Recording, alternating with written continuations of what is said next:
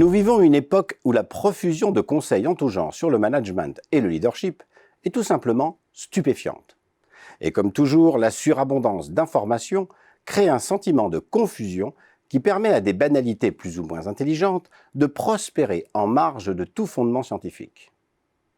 Difficile en effet d'échapper à toutes ces allégations d'un flou confondant tel que « avec un chef on obéit, avec un manager on réfléchit, mais avec un leader on grandit » ou à des affirmations péremptoires telles que « la nature humaine n'aime pas le changement ». Difficile également d'échapper aux raccourcis proposés par celles et ceux qui ont réussi professionnellement et qui ne peuvent s'empêcher d'asséner leur recette du succès, persuadés que leur expérience, plus ou moins romancée, a une valeur axiomatique. Naturellement, les promoteurs de ce prêt-à-penser managérial sont généralement peu disposés à questionner la nature empirique et singulière de leurs arguments. Mais il faut bien admettre que le fast-food intellectuel répond à un besoin réel de connaître rapidement et sans beaucoup d'efforts ce qu'il faut savoir et faire pour motiver ses équipes afin de les rendre performantes et heureuses de travailler ensemble. Investir dans une connaissance élaborée de la vie sociale organisée n'est pas chose facile et pour cause. Chaque organisation est un écosystème social singulier. De fait, les tenants et les aboutissants d'une dynamique collective sont non seulement pluriels et subtils, mais également contextuels et précaires.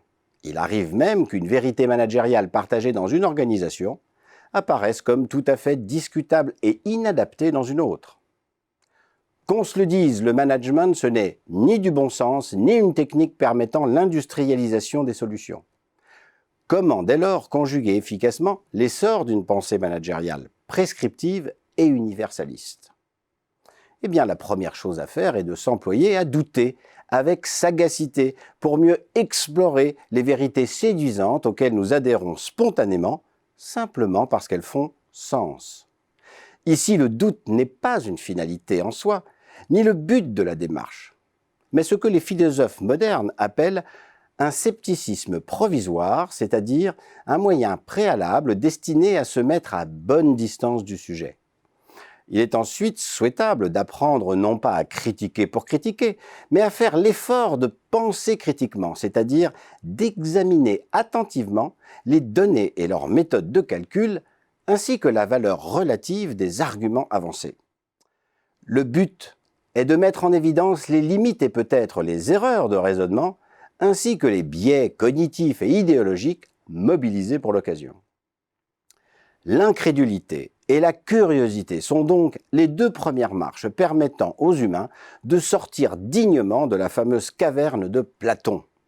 En s'affranchissant du prêt-à-penser managérial, ils se dirigent nécessairement vers la lumière d'une pensée exigeante, celle qui s'assure de la réalité des faits, de la cohérence des raisonnements et de la perspicacité de la conclusion.